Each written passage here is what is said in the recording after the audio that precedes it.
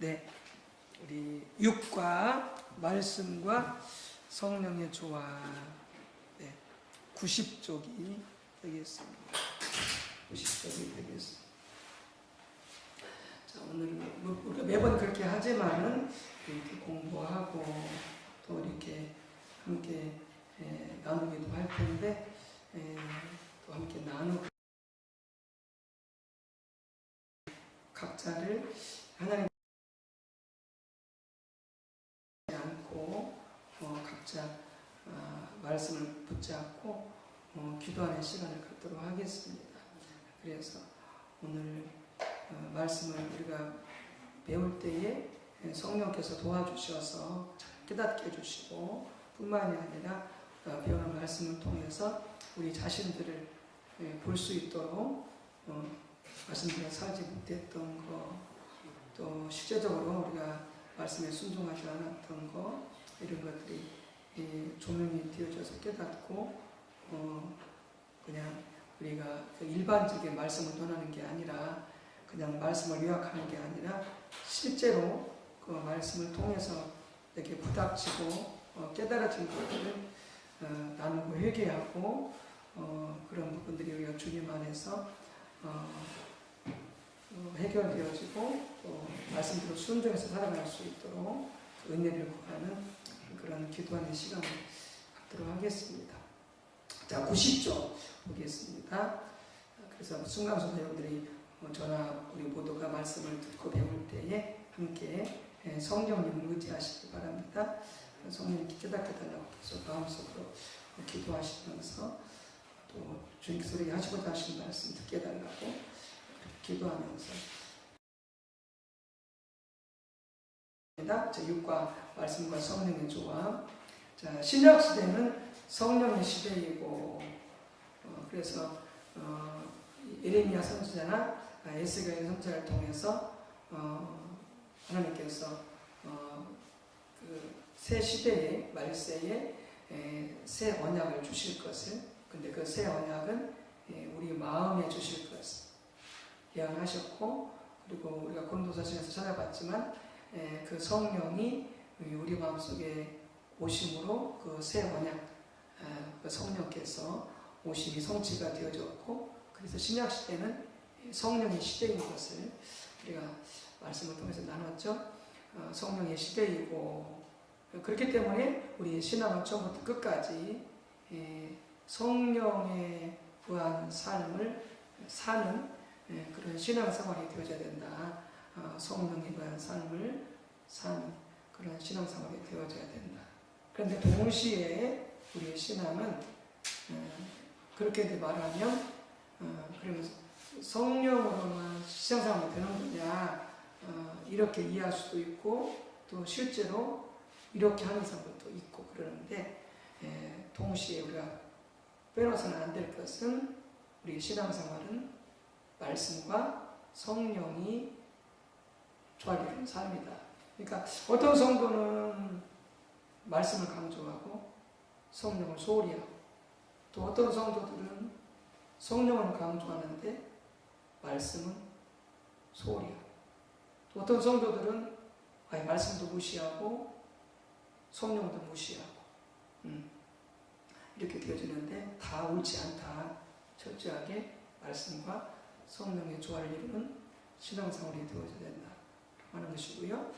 말씀과 성령의 조화를 가장 잘 볼 수 있는 삶의 대표적인 본보기가 예수님의 삶입니다. 우리 예수님은 우리 모든 신앙상 사역의 모델이고 가장 완벽한 모델이고 본보기죠.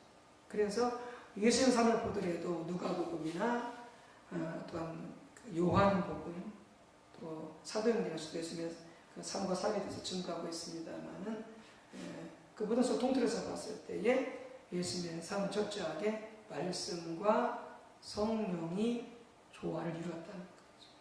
그리고 그 말씀과 성령의 조화를 이루는 그 삶의 성격까지도 예수님의 삶을 통해서 우리가 잘 볼 수 있다. 그래서 우리가 이런 부분들을 잘 배우고 깨달아서 그대로 예수님을 닮아 살 수 있어야 되겠다라고 하는 것이고요. 그래서 우리 자신들을 돌아보시기 바랍니다. 말씀대로 살았는가? 혹은 말씀과 성령의 조화를 이룬 삶을 살았는가? 혹은 성령의 지춘 삶을 살았는가? 우리 자신도 한번 점검해 볼 필요가 있을 것 같습니다. 자, 91쪽 보게 되어지면은, 자, 예수님 말씀과 성령의 조화를 이루었다라고 했는데, 첫 번째, 예수님은 말씀에 의한 삶을 사셨습니다. 말씀에 의한 삶을 사셨습니다.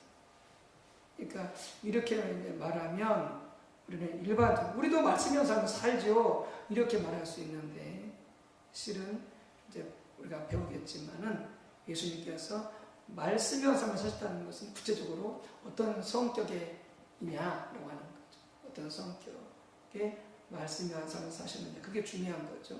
뭐 다 말씀에 의한 삶을 산다고 말할 수 있겠죠. 말씀을 듣죠, 뭐 말씀을 배우죠, 또 열심히 있는 성도들 말씀을 읽고 묵상하죠. 그리고 다른 분들의 말씀대로 살려고 애를 쓰죠. 그러니까 우리는 어떻게? 말씀대로 살고 있어. 말씀대로 살려고 해. 이렇게 말할 수 있는데 예수님께서 말씀하신, 예수님께서 사신 이 말씀이 사는 그런 식의 말씀의 삶이 아니다. 그보다 훨씬 더 철저하고 또 어떤 면에서는 완벽하다라고 할 수가 있는데 우리가 그렇게 살아야 되는 거죠. 자, 예수님은 말씀을 전하시기에 앞서 자신이 먼저 말씀에 의한 삶을 사셨습니다. 이 점이 우리에게 매우 중요합니다. 말씀을 전하거나 가르치기에 앞서서 먼저 자신이 말씀에 의한 삶을 사셔야 돼요. 그러니까 가정에서도 우리 부모님들이 잘못하는 게 뭐예요? 자꾸 자녀들한테 말만 하잖아요. 가르치기만 하잖아요. 자신은 살지 않으면서. 그러니까 자식들이 반발하는 거예요. 자식들이 뭐 표현을 하든 표출하지 않든 간에. 그러면 아버지는, 그러면 어머니는 제대로 좀 살고 있어요. 이렇게 반발하는 거예요. 왜냐면 먼저 그렇게 안 사니까. 그러니까 먼저 안 살면 이게 가르침이 이게 안 되는 거죠. 본이 되어져야 되는데 본이 안 되니까. 근데 예수는 그렇지 않았다는 거죠. 먼저 말씀을 사시고 그 다음에 말씀을 전했던 거죠. 가르쳤던 거죠. 이걸 놓고 보면은 우리 부모님들 정말 우리가 정신 바짝 차리고 각성해야 돼요. 온 자들 앞에서 우리가 말씀으로 사는 삶에 본을 보여줘야 돼요. 예배 드리는 것도 마찬가지죠. 기도하는 것도 마찬가지죠. 말씀을 따라 사는 것도 마찬가지죠. 그 모든 것들에 자녀들한테 본이 되어져 먼저 살고 있는 그런 모습을 보여줘야 돼요.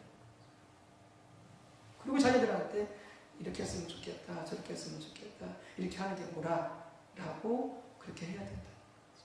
물론 우리가 뭐 완벽하게 다 살아서 그렇게 할 수는 없겠지만은 최소한도 이런 원칙들이 있다. 예수님은 그렇게 하셨다. 그리고 보다 이 점이 매우 중요하다.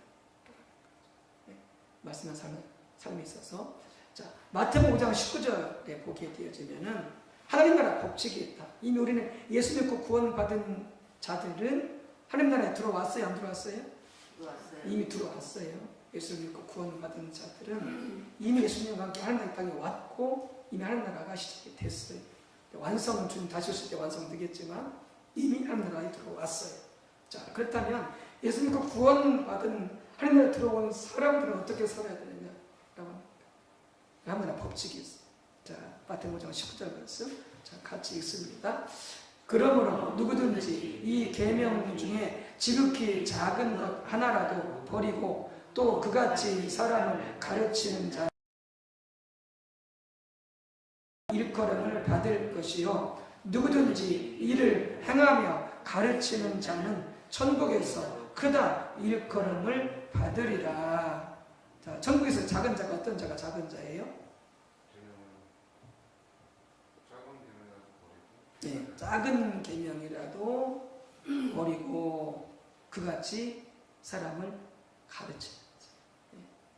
그러니까 계명을 버린다는 말이 무슨 말이에요? 말씀을 안 지키는 거죠. 작은 계명이라도 말씀을 안 지키는 거죠. 그리고 뭐 그래 뭐 그렇게까지 사냐? 그렇게까지 살 필요 있어? 뭐 어디? 야 그렇게 사는 사람이 어디가 있어? 야 그렇게 살려면 차라리 목사나 돼야지 뭐 그리고 살려면은 뭐 이렇게 생각하고 그렇게 가르치는 사람보다 천국에서 11배 차.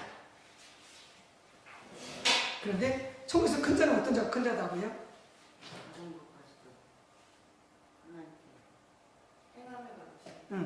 작은 것이라도 실천하며 행하며 그 다음에 가르쳐. 그러니까 먼저 살고 그 다음에 남이 그렇게 살 수 있도록 도와주고 가르치는 자가 어떤 자다? 천국에서 큰 자다. 이렇게 놓고 보면은 우리가 지금 큰 자예요, 작은 자예요? 작은 자지. 우리 자신이 한번 다시 볼까요? 내가 지금 큰 자냐, 작은 자야? 이렇게 놓고 보면은 참 하나님께 부끄럽죠. 우리가 각성을 해야 되겠죠. 자, 누가복음 11장 1절 2절에 의하면 예수님은 어떻게 하셨습니까? 자, 여기서 예수님께서 실제적으로 행하고 말씀대로 행하고 또 그대로 가르치는 것에 본을 보여주고 있어요. 자, 누가복음 11장 1절 2절 같이 읽습니다. 예수께서 한 곳에서 기도하시고 마치심에 제자 중 하나가 여짜오되 주여 요한이 자기 제자들에게 기도를 가르친 것과 같이 우리에게도 가르쳐 주옵소서. 예수께서 이르시되 너희는 기도할 때에 이렇게 하라. 아버지의 이름이 거룩히 여김을 받으시오며 나라가 임하시오며. 자, 예수님은 어떤 부분에서 먼저 본을 보이고 제자들에게 그것을 가르쳤어요? 기도였죠. 예수님이 한 곳에서 기도하시고 마치심에 제자들이 요청했어요. 예수님, 세례요한이 자기 제자들에게 기도를 가르쳐 주던데 주님께서 우리에게도 기도를 가르쳐 주세요. 그러니까 예수님께서 이제 기도를 가르쳐 주시는, 주기도를 가르쳐 주시는 여기 이제 누가복음 지금 상황인데 제자들에게 주기도를 가르쳐 주시는. 그러니까 먼저 기도하시고 그리고 제자들에게 기도는 이렇게 하는 거야 하고 가르쳐 주시잖아요. 먼저 행하시고 말씀대로 살고 그 다음에 가르쳐 주시고. 그러니까 기도하지 않고서는 신앙생활이 가능하다 가능하지 않다? 가능하지 않아요. 기도하지 않고서 우리는 살아갈 수 없어. 왜? 하나님의 도움 없이 살아갈 수 있어요? 하나님의 도움 없이 신앙생활 할 수 있어요? 어림도 없어요. 하나님의 도움 없이 우리 김동현 사업할 수 있어요? 없어요. 하나님의 도움 없이 공부할 수 있어요? 없어요. 없어요. 모든 게 하나님의 도움이 필요해요. 그럼 뭐 해야 돼요? 기도해야 돼요. 하나님 도와주세요. 저는 할 수 없어요. 저는 부족해. 하나님 다 하실 수 있잖아요. 하나님 도와줄 수 있잖아요. 하나님 도와주세요. 그러니까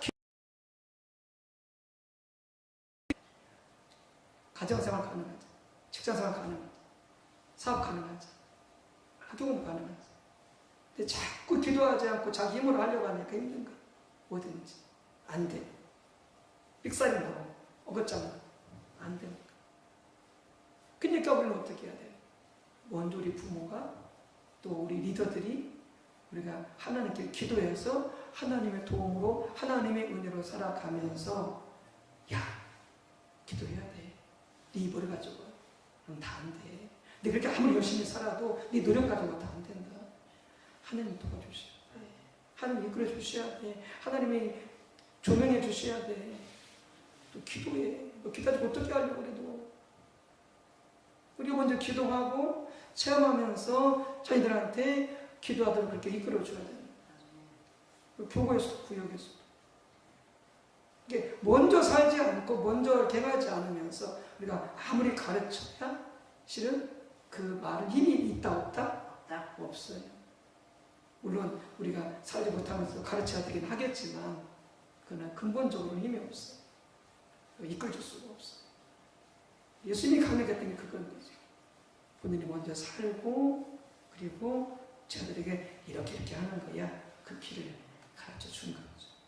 이게 말씀에 대한 삶에 있어서 정말로 중요한 요소더라고요. 이 부분을 간과하면 안 된다. 네. 자, 그러면서 그 이제 작은 굵은 글씨요.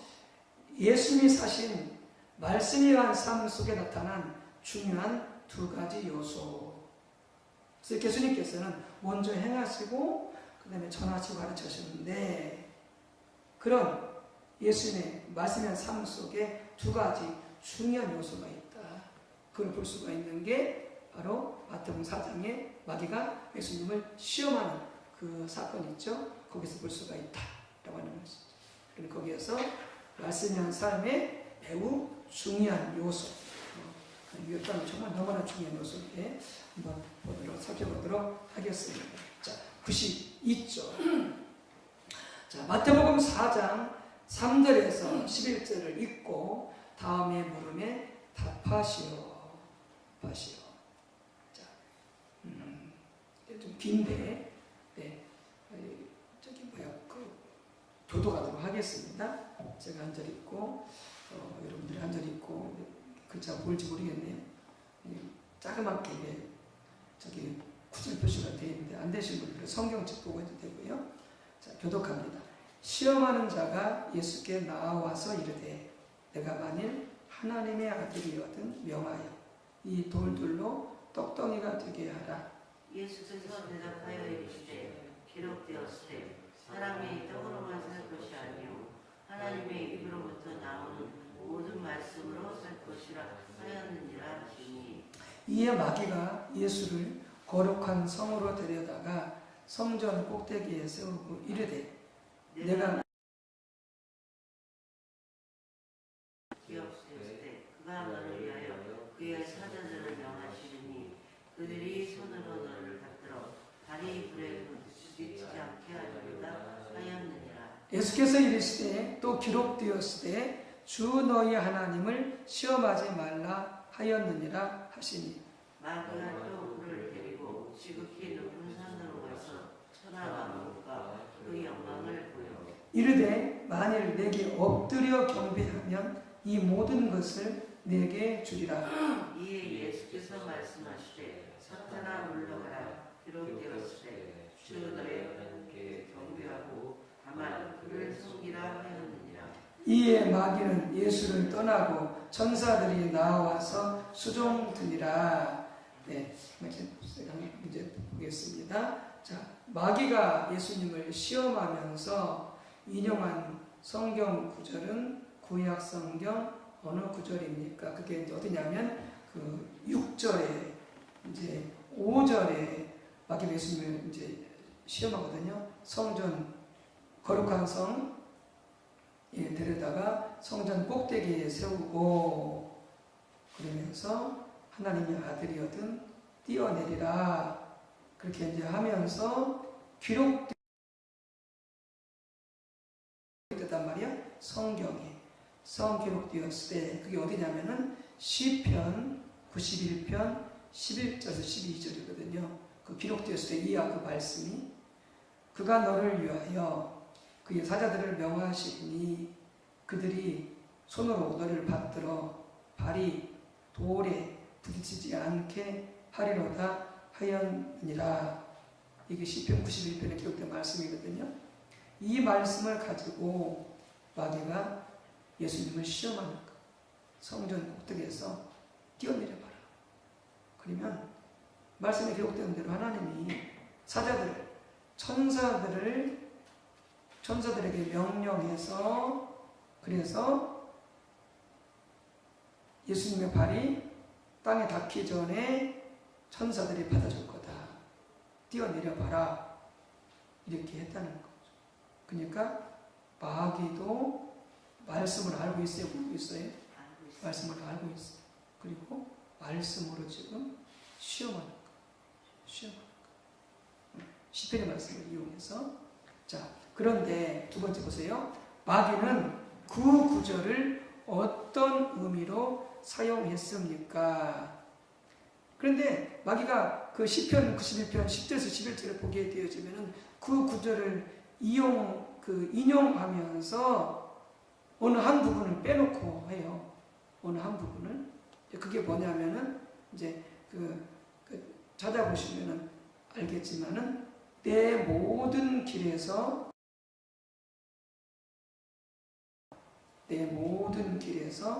너를 지키게 하십니다.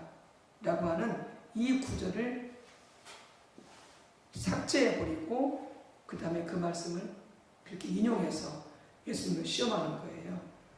그러니까 성경에 나와 있는 말씀 그대로를 가지고 하는 게 아니라 말씀을 비틀어버려요. 말씀을 빼버리고 말씀을 애곡해가지고 시험하는 거. 그러니까 본래 이 시편 91편 11절 11절 말씀에 하나님께서 본래 저절을 통해서 그 당시 말씀을 듣는 자들이 그건 우리에게 말씀하시는 본래 그 의미가 있고 목적이 있고 의도가 있는데 그것을 싹 빼버리고 그리고 말씀만 가지고 이렇게 예수님을 갖다가 뭐냐면은 시험하는 거죠. 시험하는 거. 그래서 마귀는 어떻게 한다고요? 말씀을 가지고 이렇게 예수님을 시험하되 말씀을 애곡시켜버리는 거예요. 말씀을 비틀어버리는 거예요. 그래서 그 말씀을 가지고 하나님의 말씀이라고 그러면서 이렇게 시험하는 거예요. 이게 대표적으로 누가 있어요? 이렇게 하는 사람들이 이단들이죠. 이단들이. 어떤 목적이 아니에요. 요새 문제가 된 그 제임스 정너스 같은 경우에도 자칭 하나님이라고 그러면서 그 많은 그 신도를 유혹해가지고 성폭행하잖아요. 그것도 뭐냐면은 창세기의 선악과를 갖다가 그걸 갖다가 자기 마음대로 해석해가지고 그렇게 하는 겁니다. 이단들이 하는 거예요. 그러면 이단만 그렇게 하는 거냐? 아니요. 우리도 얼마든지 그럴 수 있어요. 하나님 말씀을 갖다가 자기 유리한 쪽으로 해석해가지고 자기 유리한 쪽으로 암송하면서 자기 유리한 쪽으로 그 말씀을 가지고 기도할 수 있다. 우리도 얼마든지. 잘못된 신앙의 관점에서 말씀을 갖다. 그러면은 우리는 잘못되는 거죠. 그러니까 본래 말씀이 기록된 그리고 본래 말씀이 의미하고자 하는 의도하고자 하는 그 말씀이 하나님 주신 그 목적 그대로 해석해야 되는데 그렇게 하지 않는 거예요. 그렇게 되면 뭐 이제 신앙에 문제가 생기는 거죠. 그래서 말씀을 읽을 때 우리도 어떻게 해요? 예를 들어서 기복적으로 얼마든지 말씀을 읽을 수가 있고 말씀을 읽는데 율법주의적으로 말씀을 읽을 수가 있고 말씀을 얼마든지 읽을 때에 어떤 이 세상의 가치관을 가지고 얼마든지 읽을 수가 있게 되었죠. 그러면은 그렇게 읽어버리게 되어지면은 하나님의 본래 말씀하고자 하시는 그런 의미나 의도나 목적과는 상관이 없는 그냥 내 마음대로 엿장수 마음대로 말씀을 갖다 끌어갔다가 그냥 이용하고 그걸 해석해버리고 사용해버리는 이렇게 되어져 버린다. 그럼 어때요? 마귀가 이렇게 하는 것처럼 전혀 잘못되게 하게 될 수 있다는 거예요. 그렇다면 이 시편 91편에 마귀가 인용했던 그 성경의 본래적인 의미는 뭐냐라고 하는 거예요. 그러니까 시편 91편 전체를 읽어봐야 되거든요. 그게 이제 보시면 알겠지만 하나님의 이 그늘 아래 피하는 자, 하나님을 자신의 피난처로 삼는 자, 그리고 철저하게 하나님의 임재 가운데 머물며 하나님과 동행하는 삶을 사는 자, 그런 자들에게는 그의 모든 길에서 하나님께서 천사를 보내어서 하나님 어떻게 해주시겠다? 지켜주시겠다는 거예요. 그러니까 뭐가 존재해야 돼요? 바로 하나님을 나의 피난처 삼고 하나님을 나의 보호자 삼고 하나님만을 의지하면서 오직 하나님과 교제하고 하나님의 음성을 듣고 철저하게 순종하는 삶을 살아가고 있는 게 그게 먼저 전제가 되어져야 돼요. 그런 자들에게는 어떻게 한다고요? 저희의 모든 길에서 하나님께서 그가 어떤 일을 당해도 천사를 보내어서 지켜주시겠다고 하는 거예요. 근데 마귀는 그 앞으로 어떻게 싹 빼버리는 거예요. 하나님의 임재 안에 머물며 하나님의 그늘 아래 머물며 하나님 자신의 보호자 피난처로 삼아서 살아가는 그것은 내용은 싹 잘라버리고 그냥 기계적으로 말씀을 갖다가 이렇게 딱 그 구조만 갖다가 딱 시험을 하는 거지. 그것도 일부를 빼놓은 거예요. 이렇게. 그러니까 전혀 다른 말씀이 되어져 버려요. 그랬다고 그랬잖아요. 실제로 그런 일이 있었다고 그랬잖아요. 그러니까 베드로가 무리를 걸었잖아요. 하나님, 내가 무리를 걸을 테니까 하나님 물에 빠지지 않도록 저를 지켜주세요. 하나님 믿습니다. 뭐 어떻게 해요? 무리를 걸어갔다 빠져서 죽었잖아요. 그게 같은 의미입니다. 거기서 예수님께서 베드로에게 너는 무리를 걸어오라 그랬을 때에 그 비유며 그 비유의 의미와 목적이 뭐며 그 참뜻이 무엇인지를 바로 이해하지 못한 거죠. 그냥 그 말씀을 문자로 갖다 그냥 그저만 갖다 그냥 딱 사용해가지고 그렇게 해버린 거죠. 그게 문제가 되죠. 그게 신앙이 아니니까. 그러니까 마귀는 그렇게 어떻게 우리가 말씀을 그렇게 애곡해서 그래가지고 우리가 한번 시험한다라고 하는 것이죠. 자, 그래서 뭐가 필요하다? 말씀을 깊이 하라. 말씀을 깊이. 말씀을 온전히 하라. 그러니 그걸 어떻게 끊임없이 배우고자 하는 그런 자세를 가지고 말씀을 우리가 성령님의 그 지혜로 말씀을 배우고 말씀을 깨닫고 끊임없이 말씀대로 살려고 하는 이 자세를 끝까지 가지고 가요. 왜요? 우리 말씀 다 알지 못하잖아요. 수도 없이 읽어도요 말씀 절대 우리가 다 알지 못해요. 결국 말씀을 알려면은 말씀의 저자인 성령님이 하나님이 우리를 깨닫게 해주셔야 진짜 아는 거지. 성경은 다 암송한다고 해서 말씀 아는 게 아니거든요. 아는 거지. 그러니까 우리는 끊임없이 어떻게 해야 돼요? 말씀을 배우려고 해야 되고 또 배운 것을 깨닫는 대로 살려고 해야 되고 이것을 끊임없이 추구해 가야 된다. 그래야 어떻게 우리가 말씀을 더 정확히 알게 되어지고 또 그대로 살아가게 되어지는 그리고 마귀의 어떤 그런 그 유혹이나 이단이나 그 말씀을 잘못 이용하는 자들 우리가 속지 않게 되어지는 거예요. 그래서 예수님은 어떻게 한다고요? 말씀을 정확하게 그렇게 알고 이해하고 있었다고 하니까. 말씀을 살아가셔서 중요하셨어요. 그래서 그 1번에 있잖아요. 예수님은 하나님의 말씀을 깊이 하셨다. 깊이 하셨다. 자, 두 번째는 뭐냐면은, 자, 예수님에 대한 마귀의 세 번째 시험의 내용이 뭐냐? 그게 9절이거든요. 첫 번째는 돌로 떡을 만들어 봐라. 첫 번째였었고, 두 번째는 성전 꼭대기에서 뛰어내려 봐라. 그것이 두 번째였었고, 세 번째는 뭐예요? 세 번째는 9절 말씀. 거기 보면은 이렇게 돼 있죠. 이르되 제 8절부터 보면은 마귀가 또 그를 데리고 예수님을 데리고 지극히 높은 산으로 가서 천하만국과 천하만국의 영광을 보여 이르되 만일 내게 마귀에게 엎드려 경배하면 누가? 예수님이 이 천하만국과 이 모든 영광을 사탄이 예수님에게 주겠다는 거예요. 그러니까 지금 이 원래 하나님께서 온 세상을 다스리고 통치할 수 있도록 그 권세와 영광을 누구한테 줬어요?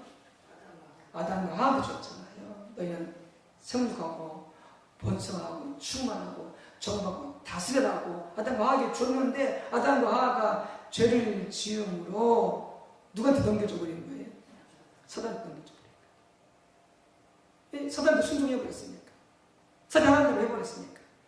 그 어마어마한 영광과 그 세상을 통치할 수 있는 그런 권세와 영광이 마귀한테 가버린 거예요.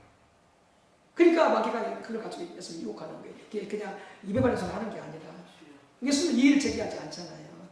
무슨 네가 천하만 것 갖고 영광을 가지고 있을 네가 뭔데 이렇게 말씀하지 않잖아요. 왜요?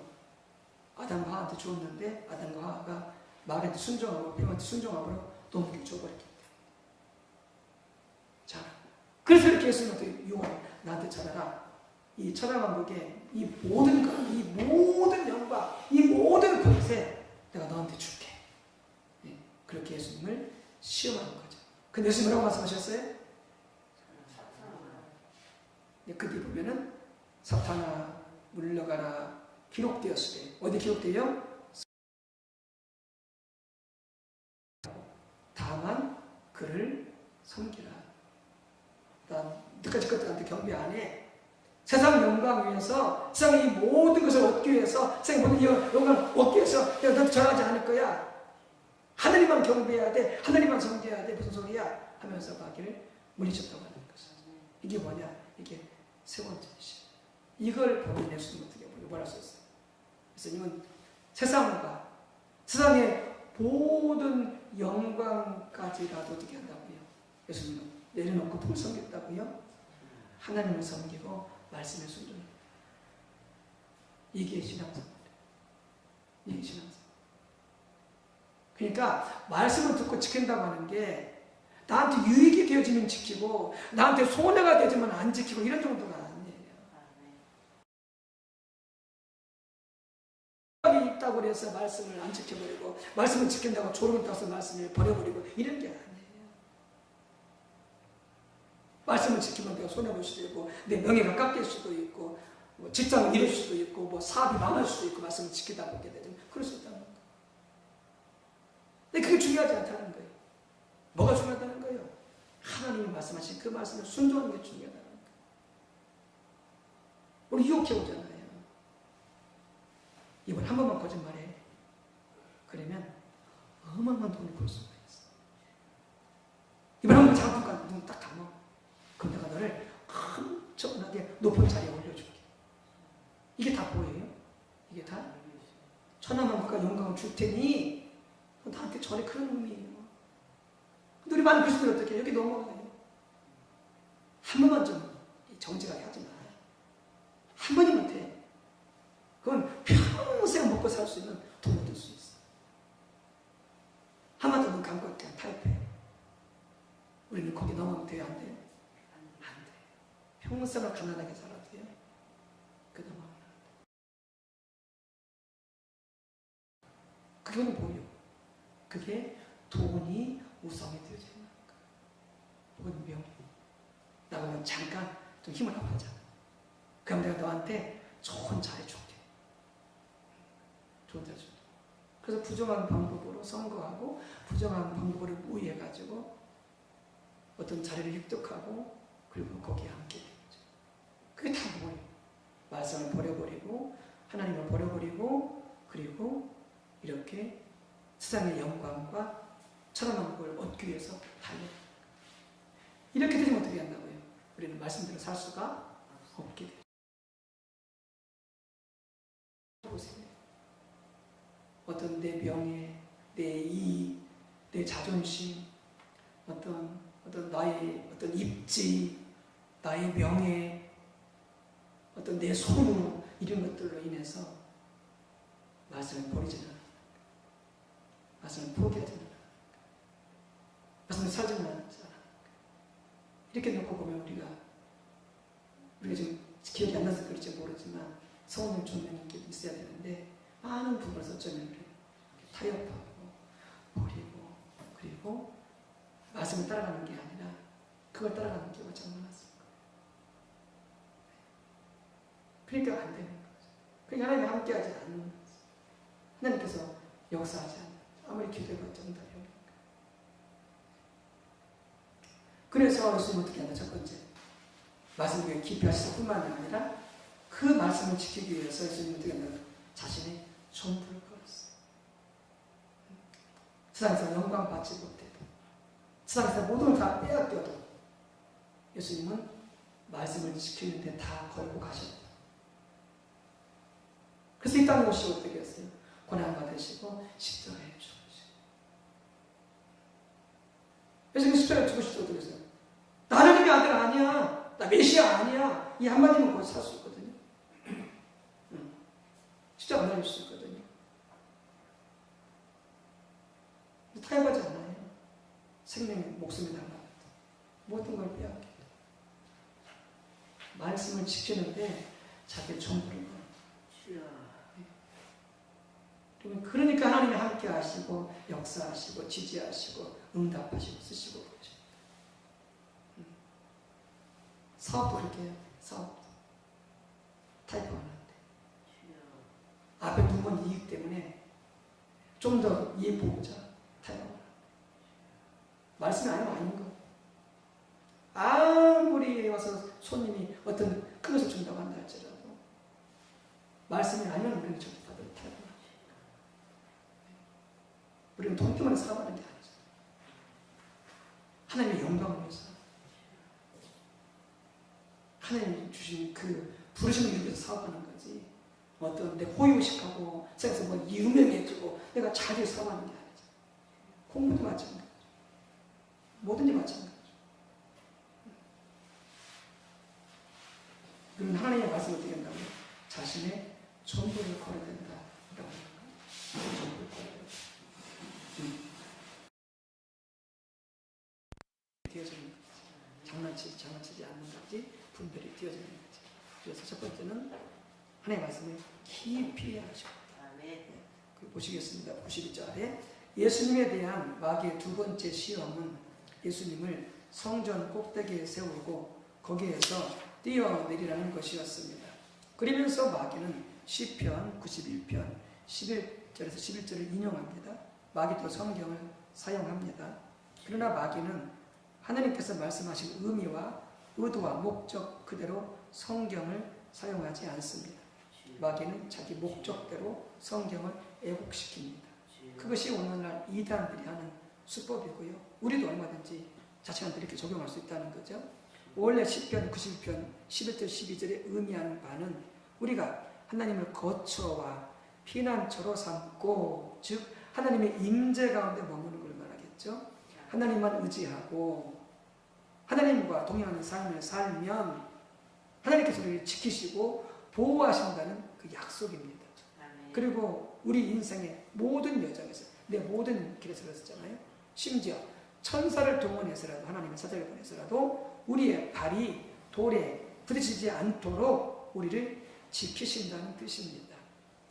그런데 사탄은 그 구절 중에서 내 모든 길에서 너를 지키게 하심이라는 부분을 빼고 인용함으로써 그 구절이 마치 예수님께서 성전에서 꼭대기에서 뛰어내리면 하나님께서 천사를 보내서 예수님의 발을 붙들어 줄 것을 약속이라도 한 것처럼 속인 것입니다. 다시 말해 사탄은 예수님에게 하나님을 시험하도록 미혹하면서 하나님의 말씀인 성경을 왜곡시켜 사용한 것입니다. 그런데 예수님은 사탄의 그런 사악한 의도를 정확하게 파악하셨습니다. 말씀 깊이 아니까 그게 가능한 거죠. 그리고 예수님은 하나님을 시험하지 말라는 하나님의 말씀을 인용하시면서 마귀의 시험을 물리치셨습니다. 이것을 보면 우리는 예수님이 하나님의 말씀을 매우 깊이 아셨던 것을 볼 수 있습니다. 우리가 말씀의 삶을 살려면 당연히 예수님과 같이 하나님의 말씀을 깊이 알아야 됩니다. 그래서 저는 포도나무 교회 지체들에게 두세 번이라도 신과 성경 전체를 정독하라고 권면합니다. 그러니까 성경을 끊임없이 계속 읽어야 돼요. 통독하고 다독하고 그리고 깊이 계속 읽고 묵상하고. 그리고 포도나무 교회에서는 신약계론, 구약계론, 성경 탐구, 조직신학 등 다양한 성공부를 제공하고 있습니다. 근데 신학은 있기 때문에 교회 설명기시는 이렇게 가능한데 어쨌든 이렇게 우리 교회로서 이렇게 이제 성공부가 있을 때에 함께 참여해서 배우는 게 중요하다라고 하는 것이죠. 그래서 계속해서 배우고자 하고 깨달아 살고자 하는 그 열정이 식어지면 안 된다. 그 은혜가 필요하고 그래서 말씀을 더 깊이 알고 우리가 살아가는 그런 삶을 살아야 되겠고, 두 번째 예수님은 하나님의 말씀에 자신의 전부를 걸었습니다. 하나님 말씀에 자신의 전부를 걸었습니다. 그래서 많은 성도들이 돈과 신앙 사이에서 많은 성도들이 돈을 택해서 가요.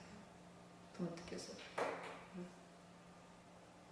이제 그 이유는 있죠. 이유는 돈 많이 벌어서 나중에 헌금 많이 하려고요. 돈 많이 벌어서 나중에 봉사 많이 하려고요. 이렇게 말할지 모르지만 그러나 이미 돈을 따라가고 있는 거죠. 하나님 말씀에 전부를 걸고 있지 않는 거죠. 그러니까 지금 안 사는데 나중에 살 수 있어요? 없어요? 못 살아요. 지금 안 산다니 어떻게 살아요?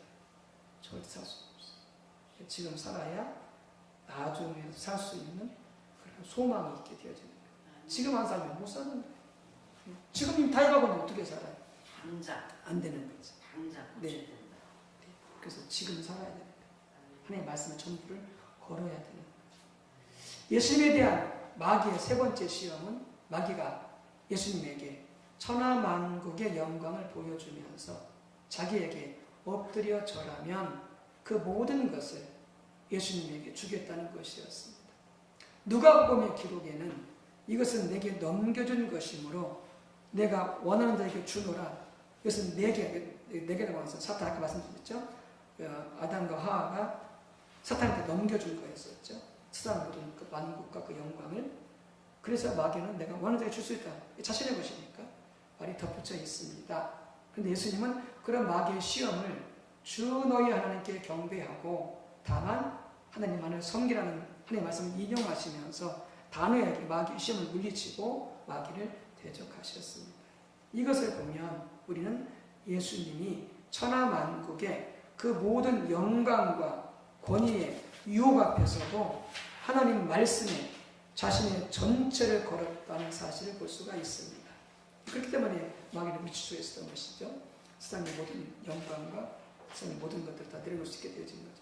말씀의 전부를 거니까 예수님은 하나님 말씀을 영원한 생명으로 하셨습니다. 요한복음 12장 50절 나는 그의 명령이 영생인 줄 아노라 이렇게 쓰여 있거든요. 그래서 하나님의 명령이 예수님은 영생이라는 거죠. 영생, 생명, 구원 모든 것이라는 거죠. 무엇이? 하나님의 명령이 그 말씀. 그러니까 거기에 다 거는 거죠.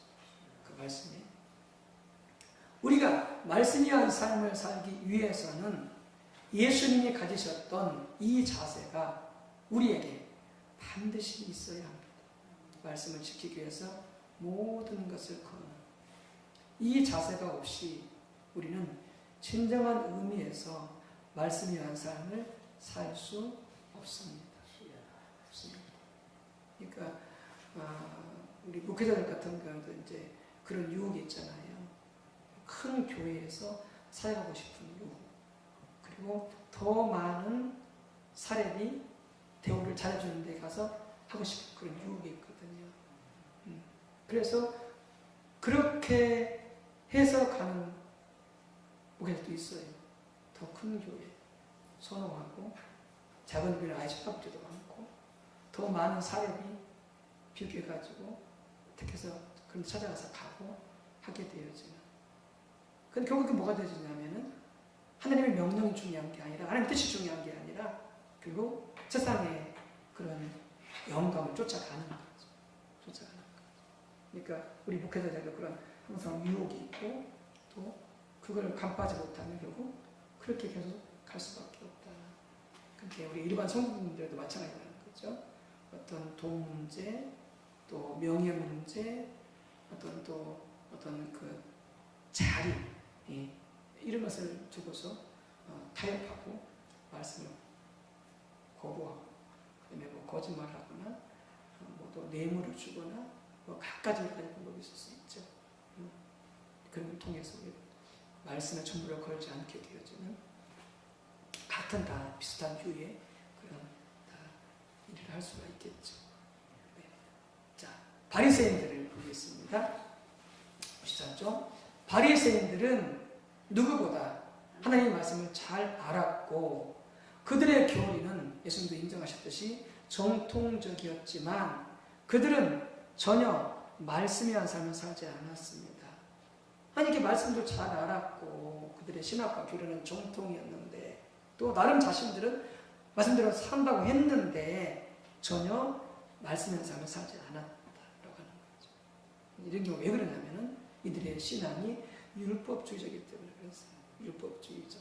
그 다음에 기복적이었기 때문에 그들의 신앙이 인본주의적이었기 때문에 말씀을 아무리 잘 알고 있어도 교리는 정통이어도 절대 말씀의 삶을 살 수가 없는 거예요. 말씀의 삶을 그러니까 뒤에 나오지만 말씀의 삶을 살려면 무엇보다 이렇게 우리가 하나님과의 인격적인 교제가 되어져야 돼요. 인격적인 하나님과 교제가 되어지지 않으면 다른 말로 하면 성령의 조명이 없이는요 우리는 말씀의 삶을 살 수가 없어요. 말씀을 살 수가 없어요.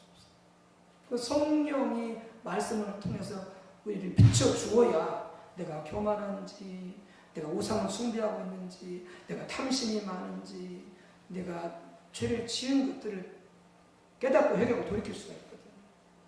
근데 율법주의, 기복주의, 인본주의에서는 성령이 역사하지 않고 하나님의 조명이 없기 때문에 나름 말씀을 열심히 지키며 산다고 하긴 하는데 전혀 자신이 말씀을 떠나 있는 줄 알지 못합니다. 그리고 오히려 더 교만해지는 거예요. 내가 남들보다 더 예배도 열심히 드리고 남보다 더 많이 기도하고 남보다 전도도 많이 하고 남보다 더 헌금도 많이 하고 남보다 더 가야 내가 더 착하게 사니까 자신은 의로운 줄 아는 거죠. 근데 이미 마음속에 교만이 들어와 있죠. 내가 저 사람보다 나 신앙보다 나 사람보다 더 착하게 살아 내 사람보다 더 많이 구제해 이렇게 하면서 이미 교만과 그런 이 죄에 빠져 있는 거죠. 그게 뭐야? 바리새인들이 신앙이었다.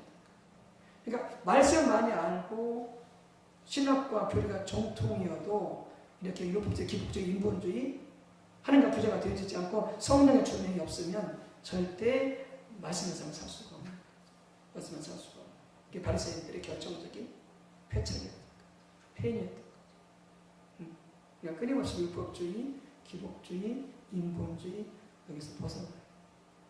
주님만 의지하고 주님만 사랑하고 이웃 사랑하면서 주님을 더 알고 성령 주님을 깨닫고 회개하고 돌이키고 살아가는 이 삶을 추구해가야 된다. 그래야 말씀의 삶이 가능합니다. 그래서 가능하다는 건데 살펴보도록 하겠습니다. 다음 구절을 읽고 물으면 답하시오. 요한복음 5장 39절에 의하면 바리새인들은 얼마나 열심히 성경을 연구했습니까?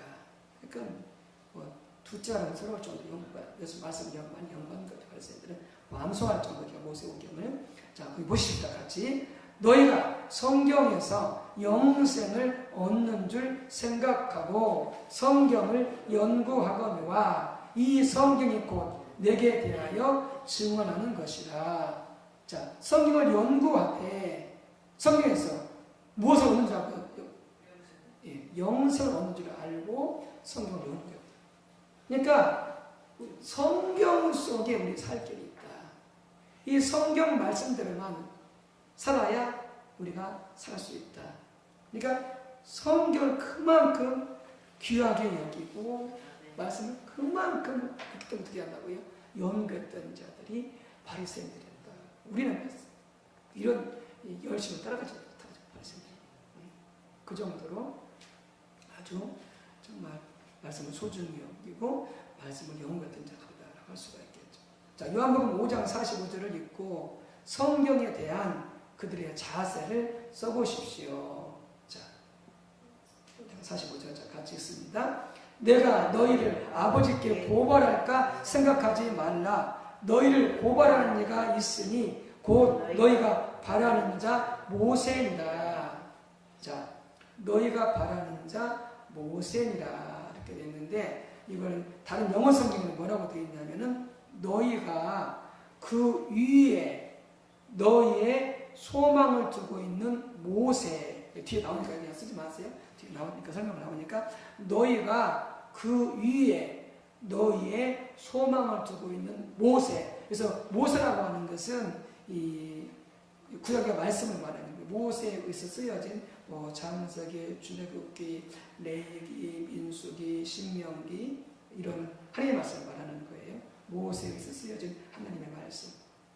그러니까 너희가 바라는 자, 즉 너희가 소망을 두고 있는, 어디다 소망을 두어요? 하나님 말씀에. 하나님 말씀. 이게 바리새인들은 어디에 소망을 두었느냐? 하나님의 말씀에 소망을 두었어요. 하나님의 말씀에 소망을. 이게 그만큼 바리새인들은 말씀을 귀하게 여기고 말씀을 그렇게 그토록 연구하고 그리고 말씀에 자기의 소망을 두고 살았던 자가 누구냐? 바로 바리새인들이었다라고 하는 거예요. 바리새인. 자, 로마서 2장 17절에서 20절을 읽고 그 당시 유대인들이, 그러니까 바리새인들을 포함해서 하는 말씀입니다. 그 당시 유대인들이 자신들에 대해서 그렇기 때문에 어떻게 생각하고 있었는지 써보십시오. 이렇게 되어 있거든요. 그러니까 이처럼 말씀을 소중히 여기고 말씀을 연구하고 말씀에 모든 소망을 두고 살았던 그런 바리새인들이 자신들을 어떻게 생각했는지, 이게 로마서가 예수님 승천하신 이후에 25년이 지난 다음에 쓰여졌거든요. 그러니까 거의 예수님 시대와 동시대인 거죠. 예수님 시대와 동시대인데 그 당시 이 로마서를 보게 되면 바리새인들 자신들을 어떻게 생각했는지 알 수가 있는 거죠. 얼마나 교만한지 몰라요. 보세요. 우리도 별반 차이 없을 거예요. 자, 보세요. 자, 유대인이라 불리는 내가, 바리새인 지금 말씀하고 있는 거예요. 지적하고 있는 거예요. 내가 율법을 의지하며 하나님을 자랑하며 율법의 교훈을 받아 하나님의 뜻을 알고 지극히 선한 것을 분간하며 맹인의 길을 인도하는 자요, 어둠에 있는 자의 빛이요, 율법에 있는 지식과 진리의 모본을 가진 자로서 어리석은 자의 교사요, 어린아이의 선생이라고 스스로 믿으니, 이 바리새인 자기들 말씀 안에서 완벽하다고 믿은 거죠. 하나님 뜻을 알죠. 영적 분별을 잘할 수가 있죠. 그리고 어둠에 있는 자들을 갖다가 길을 잘 인도줄 수가 있죠. 이렇게 그야말로 자뻑이에요, 자뻑.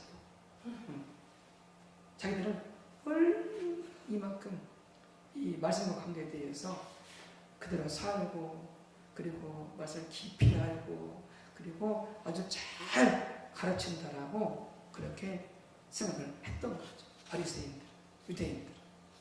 네.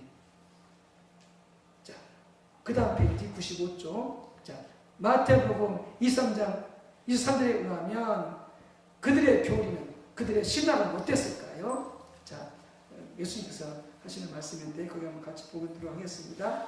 서기관들과 바리새인들이 모세의 자리에 앉았으니 그러므로 무엇이든지 그들이 말하는 바는 행하고 지키되 그들이 하는 행위는 본받지 말라. 그들은 말만 하고 행하지 아니하며.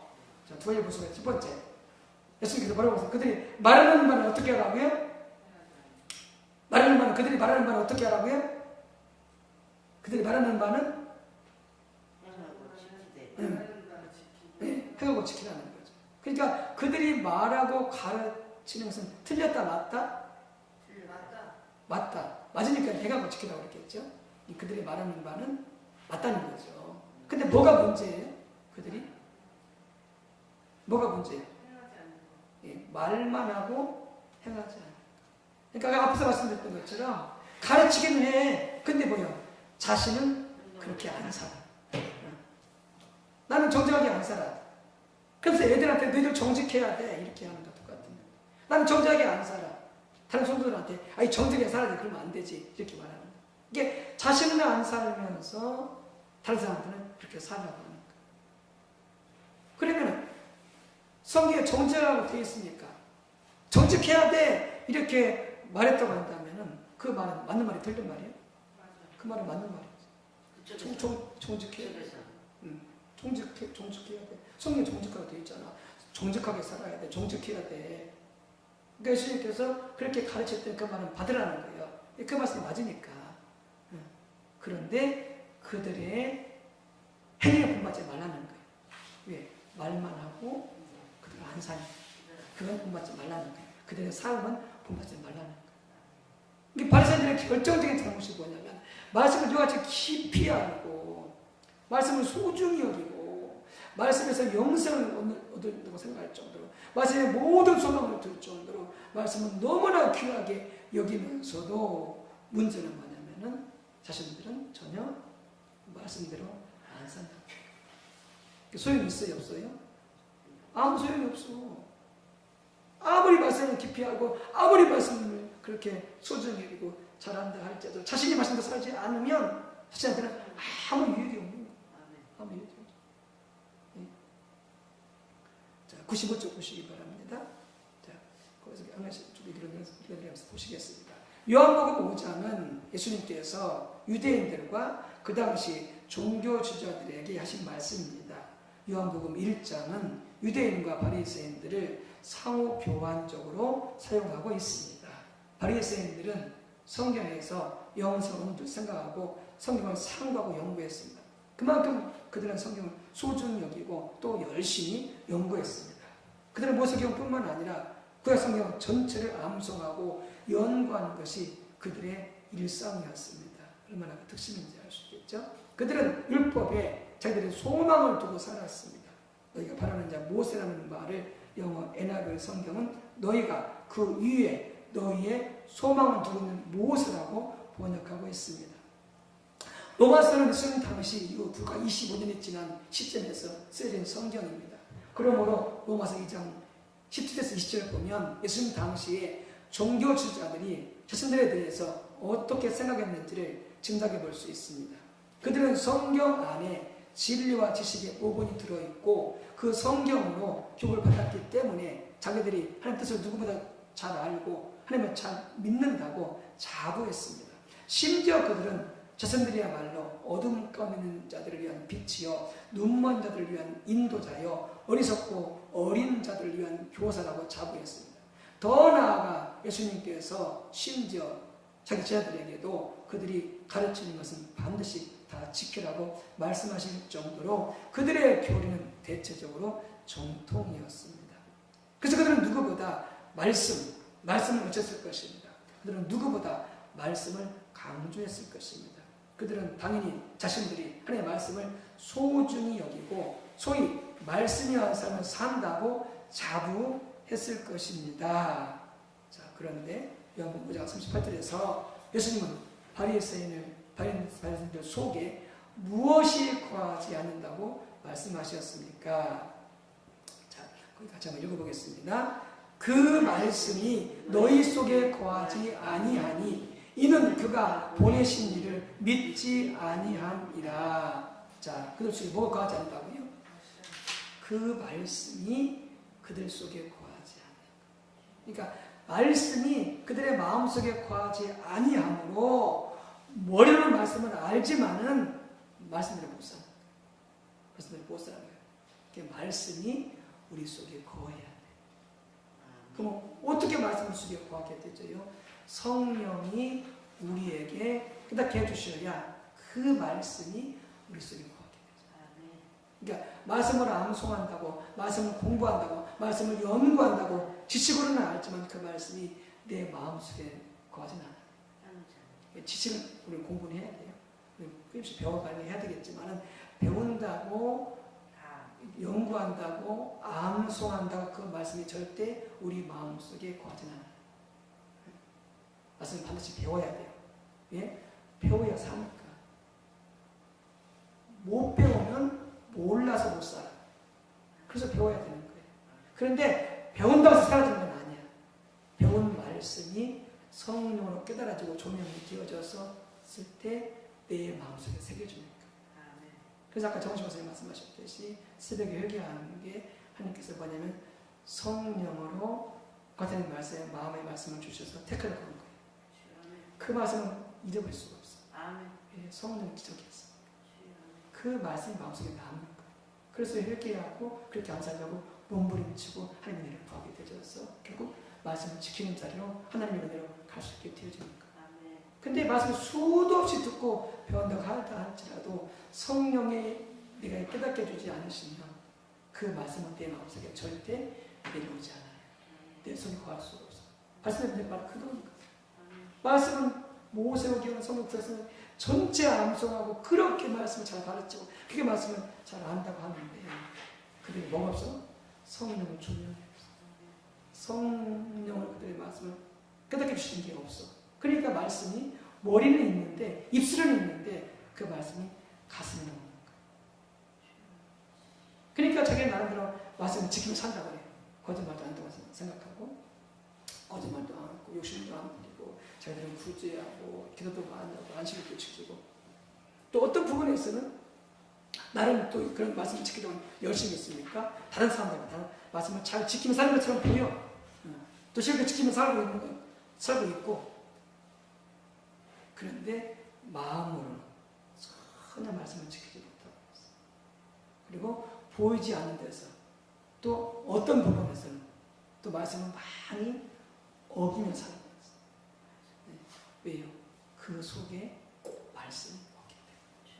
그래서 예수님이 하신 말씀을 저들이 말하는 말은 직제라 해. 근데 그건 모르니까 그래서 모르니까.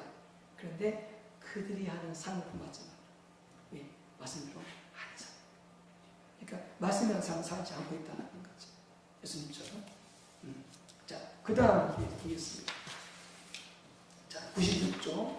요한복음 5장 46절 47절에서 예수님은 바리새인들의 무엇을 믿지 않는다고 말씀하셨습니까? 자, 요한복음 5장 46, 47절 말씀 같이 읽습니다. 시작. 모세를 믿었더라면 또 나를 믿었으리니 이는 그가 내게 대하여 기록하였습니다. 그러나 그의 글도 믿지 아니하거든 어찌 내 말을 믿겠느냐 하시니라. 자, 말씀에 뭘 믿지 않았다고요? 모세가 말을 믿지 않고. 네, 거기 보면은 47절에 그의 글도 믿지 아니하였거든. 그래서 그라고 해서 모세였죠. 모세의 글도 믿지 아니하였거든.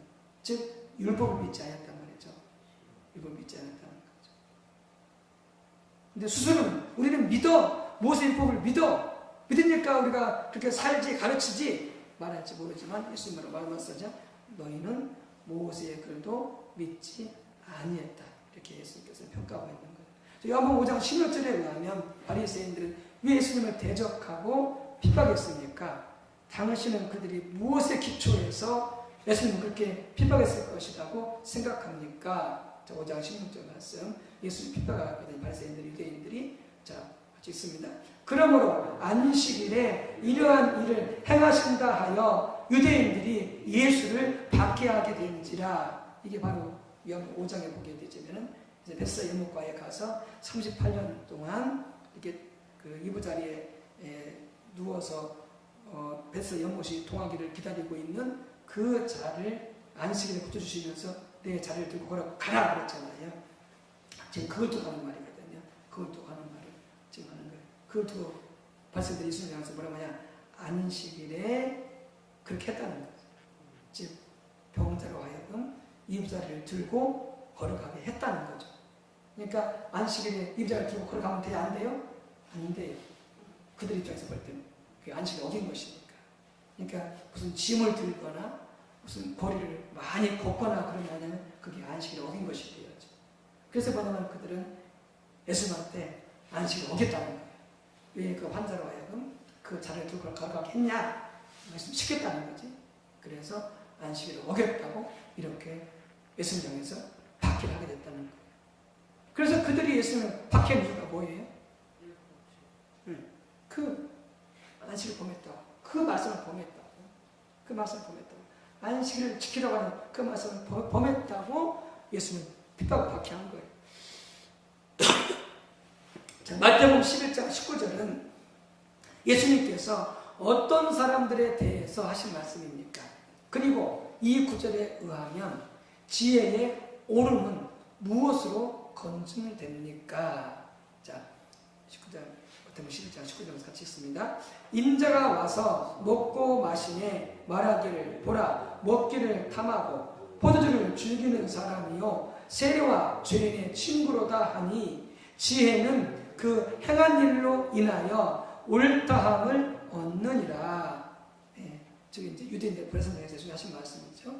예, 그래서 그들이 예수님에 대해서 이렇게 잘못 생각하고 말했던 것에 대해서 지적을 하시면서 지혜는 그 행한 일로 인하여 옳다함을 얻느니라 이렇게 말씀하셨는데, 자, 지혜의 옳음은 무엇으로 검증된다고요? 행한 일로 인하여서. 그러니까 살아보면 안다는 거죠. 그 진리가 참인지 거짓인지. 왜냐면 살아보면 뭐가 있게 되죠? 열매가 있잖아요. 열매가 있잖아요. 열매를 보면 아는 거죠. 아, 그 말이 틀렸구나. 아, 그 말이 맞았구나. 알 수가 있게 돼요. 이게 지혜는 뭘로 한다? 살아보면 그 행한 일로 우리는 그것이 지혜가 옳았는지 틀렸는지를 알 수가 있다라고 하는 것이죠. 그래서 바리새인들한테 그들이 말씀대로 살고 있지 않음을 갖다가 말씀하고 있는 거죠. 그들은 말씀대로 살고 있다, 말씀을 잘하고 있다고 하지만은 주님 보시기에는 어떻게 하냐, 그들이 말씀을 잘 모르고 말씀대로 살고 있지 않음을 직접하고 있는 것이죠. 보시겠습니다. 바리새인들은 자신들이 누구보다 하나님의 말씀을 소중히 여기고 말씀이 하면 산다고 잡았을지 모르지만 그들에 대한 하나님의 평가는, 예수님의 평가는 전혀 달랐습니다. 예수님은 하나님의 말씀이 그들 속에 전혀 거하지 않는다고 말씀하실 뿐만 아니라 그들이 율법을 전혀 믿지 않는다고 말씀하셨습니다. 이 말은 그들이 교리적으로 율법을 믿지 않았단 말이 아니라 실제적으로 그들의 삶에서 믿지 않았다는 말입니다. 우리의 행동이 우리가 하나님에 대해서 무엇을 믿는가를 진정으로 드러냅니다. 그래서 아까 말씀드린 말씀 11장 19절에서 지혜는 그 행한 일로 인하여 옳담을 얻느니라고 하는 말이 그 말씀인 거죠. 삶을 통해서 보면 알 수가 있다는 거죠. 더 나아가 비록 그들이 말씀을 누구보다 많이 알았고 그들의 교리는 정통적이었을지 모르지만 그들은 철저하게 영적으로 눈이 멀어 있었습니다. 그들은 하나님을 전혀 몰랐습니다. 그들은 그 시대에 향한 하나님의 목적을 전혀 알지 못했습니다. 그래서 그들은 예수님을 전혀 철저하게 대적했습니다. 하나님 보내심에도 불구하고 하나님의 아들 메시아로서 예수님은 철저하게 하나님의 인도를 따라 자신의 사역을 감당하셨습니다. 그 베스다 연못가의 그 5장에서도 5장에 나오는 베스다 연못가에 성편련된 병자를 고치신 사건도 마찬가지였습니다. 철저하게 아버지 인도를 따라 하는 것이었죠. 당연히 그들은 말씀을 외치면서 예수님의 행동이 말씀에 어긋났다고, 안식을 어겼다고 주장했을 것입니다. 그런데 그것이 곧 하나님의 인도를 따라 하는 것인 것을 저들은 전혀 모르고 예수님을 공격한 거죠. 예수님은 소위 말씀에 기초해서 예수님을 대적하는 그들에게 지혜는 그 행한 일로 인하여 옳담을 얻느니라고 말씀하셨습니다. 그러니까 예수님의 말씀은 안 믿지 모르지만 예수님이 한 삶을 보면은, 행동을 보면 알 수 있다는 거죠. 이 말은 그 사람의 지혜나 판단이 옳은지는 그 사람의 삶의 열매로 검증된다는 말입니다. 바리새인들은 그들의 삶의 열매를 볼 때 철저하게 하나님을 떠나 있는 삶을 살고 있었습니다. 그래서 그들의 지혜는 옳다고 볼 수 없는 것이었습니다. 영적으로 그런 상태에 있던 그들은 자기들이 가지고 있는 성경적인 지식과 자기들의 예곡된 관점을 가지고 예수님을 통하여 일어나는 하나님의 역사들을 대적했던 것입니다. 오늘날 우리가 얼마든지 바리새인처럼 될 수 있습니다. 그렇게 되어지면 아무리 성경을 많이 알고 또 그 교리가 정통적이라 할지라도, 그리고 아무리 말씀을 많이 외친다 할지라도 그것은 전혀 말씀의 사람이 아닙니다. 특히 그런 사람들은 오늘날도 성령의 역사를 철저하게 대적합니다. 물론 그들은 소위 말씀을 가지고 대적합니다. 그러나 그들은 영적으로 눈이 어두워져 있기 때문에 그들의 지혜가 옳지 않다는 사실도 알지 못합니다. 아멘. 그래서 바리새인들의 문제가 뭐다? 말씀을 많이 연구하고 말씀을 깊이 알고 말씀을 지키며 산다고 하고, 그 다음에 철저하게 그들은 잘 분별한다고 하는데, 말씀을 지키며 산다고 하는데, 예수님 보시기에 그들은 어떻게 한다? 전혀 말씀이라는 사람을 살고 있지 않다는 거죠. 그리고 영적 분별력이 어두워져서 하나님 보내신 아들 예수님을 하나님의 아들인지 메시아인지 전혀 보지 못하고 있는 그런 상태에 빠진 자들. 그래서 전혀 말씀의 삶을 살고 있지 않는. 우리도 얼마든지 그럴 수 있다는 거예요. 말씀의 은혜 받았느니, 말씀이 좋으니까 아무리 말해도 우리가 말씀의 삶을 실천하고 있지 않으면 우리는 이들과 똑같은 자들이라고.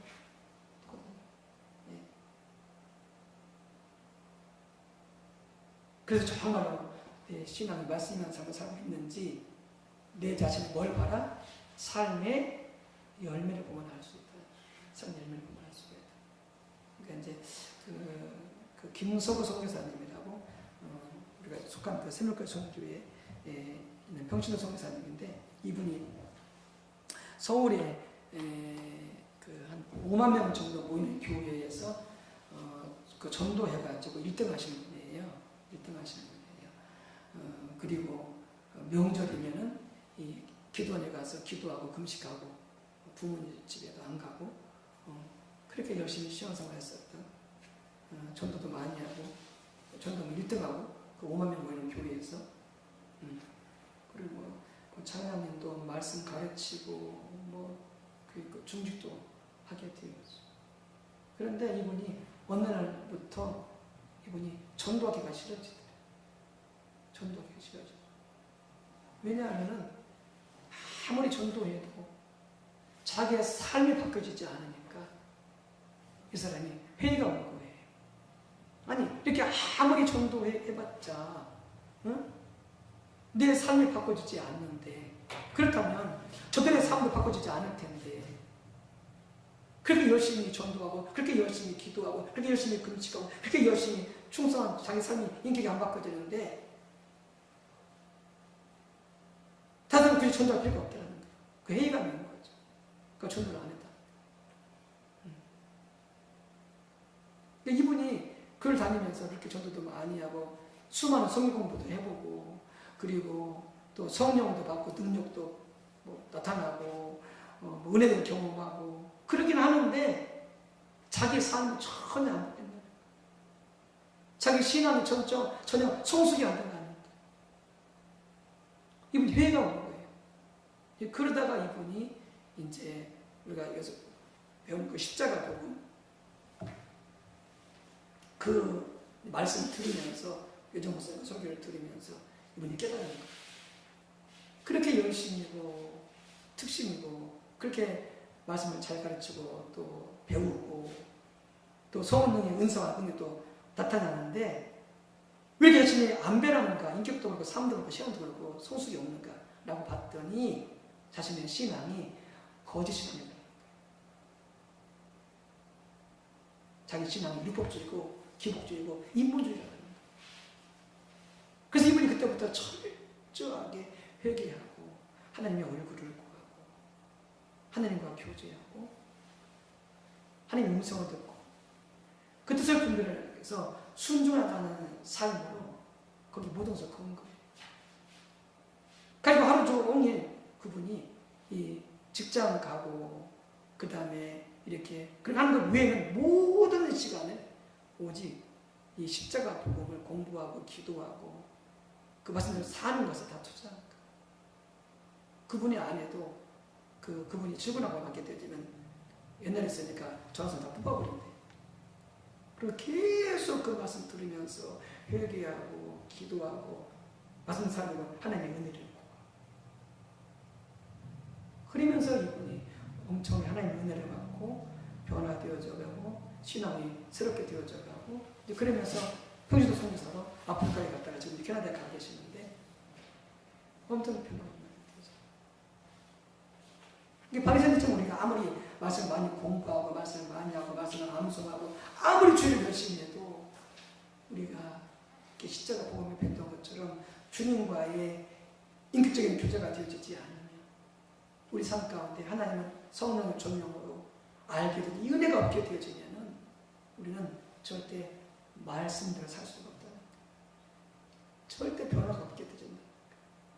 그러니까 예수 믿는 우리 믿음자들이 10년, 20년, 30년, 40년 다녀도 안 변하는 게 왜 그러느냐. 그 이유인 거예요. 말씀과 똑같아요. 말씀 말씀 수도 없이 듣고 그리고 속에서 수도 없이 듣지만 변화받는 게 왜 그러느냐? 본인이 주님과의 인격적인 교제가 안 되어집니다. 하나님 음성을 들을 줄 모르는 거예요. 하나님 아무리 말씀하셔도 깨닫지 못하게 되주는 거예요. 이게 말씀은 아는데 말씀 지키며 산다고 하는 하는데 첫째 바리새인들 같이 일부는 지킬 수 있을지 모르지만 철저하게 예수님처럼 말씀의 삶을 살 수가 없게 되어집니다. 네. 그래서 우리의 신앙이 예수님처럼 아버지와의 교제 속에 아버지의 음성을 듣고 아버지 뜻을 깨닫고 주님 말씀하셨을 때 성령으로 또 말씀으로 내 자신을 돌아보고 살피고 회개하고 그 말씀을 지키며 살겠다고 하는 은혜를 구하고 달려가는 그 과정을 통해서 우리의 삶이 변화되어지고 신앙이 성숙되어져 가고 내가 새로워져 가게 된다는 것. 크게 알면 안 된다. 이 말씀을 많이 하고 깊이 알고 말씀을 산다 하더라도 전혀 변화 안 일어난다라고 하는 것. 그래서 이제 오늘 여기까지 하고 이제 다음 시간에 공부하도록 하겠는데 오늘은 그래서 예수님처럼 철저하게 말씀의 삶을 살 때 이와 같이 말씀을 깊이 알고 그 말씀을 살기 위하여 그 말씀을 모든 것을 거는 그 신앙생활이 되어져야만이 말씀의 삶이 가능하다 하는 부분들 기억하시고 그렇게 우리가 살아갈 수 있게 되어주시기를 주님의 이름으로 축복합니다.